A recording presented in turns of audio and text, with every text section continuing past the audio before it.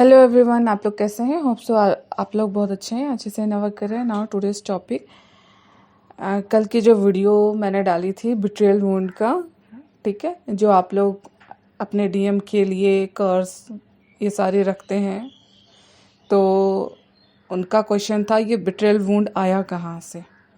तो ये betrayal wound आया कहाँ से, तो ये मैं उनके क्वेश्चन का आंसर यहाँ पर दूंगी, आप भी सुनिए, ठीक है। देखो डीएफ, जब आप है ना 12वीं जर्नी में बिट्रेयल वुंड फील करते हैं ना, तो अक्सर आपको लगता है कि ये दर्द है ना डीएम की वजह से आ रहा है।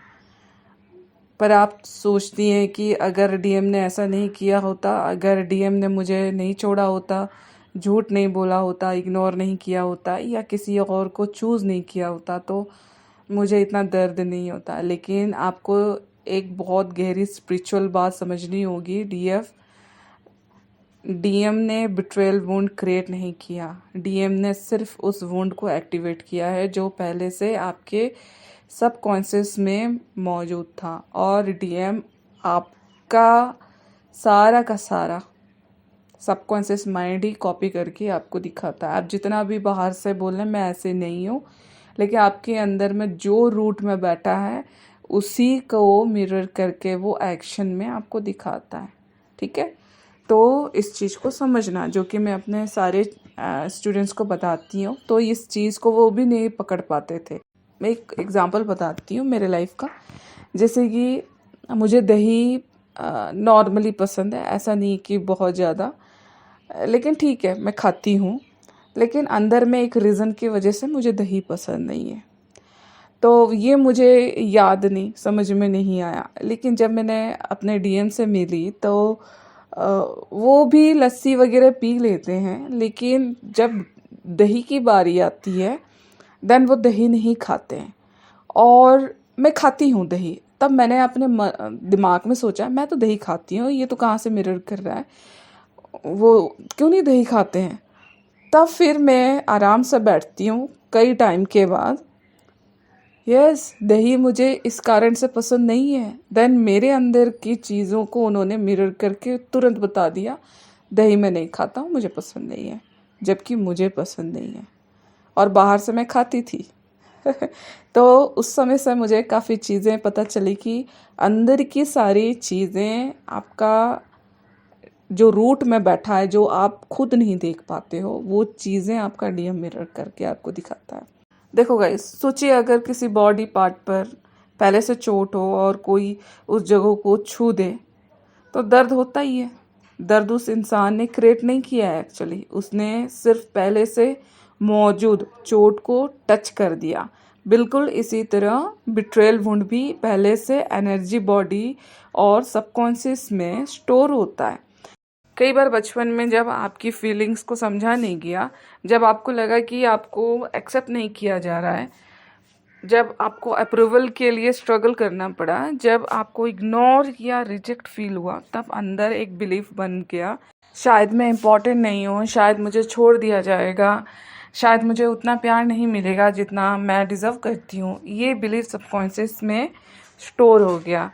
समय के साथ आप उन्हें भूल गई, लेकिन एनर्जी के रूप में वो अंदर में अभी भी है, ठीक है, जब तक आप हील नहीं करते तब तक। फिर जब डीएम आपकी लाइफ में आता है, आपने उनके साथ डीप कनेक्शन फील किया, आपको लगा कि फाइनली कोई मुझे समझता है, एक्सेप्ट करता है और मुझे वही प्यार देगा जिसका मैं इंतज़ार कर रही थी। लेकिन जब डीएम ने डिस्टेंस क्रिएट किया, अवॉइड किया, थर्ड पार्टी चूज़ की या आपकी एक्सपेक्टेशन के अकॉर्डिंग बिहेव नहीं किया, तब पुराना वुंड एक्टिवेट हो गया।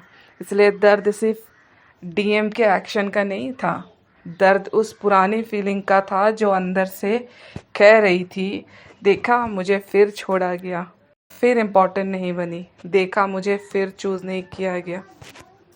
डीएफ इसी वजह से ट्विन फ्लेम सेपरेशन इतना पेनफुल लगता है, क्योंकि ये सिर्फ एक रिलेशनशिप ब्रेकअप नहीं होता, ये आपके अंदर छुपे हुए अपने वुंड्स को सरफेस पर ले आता है ताकि उनकी हीलिंग हो सके, ठीक है।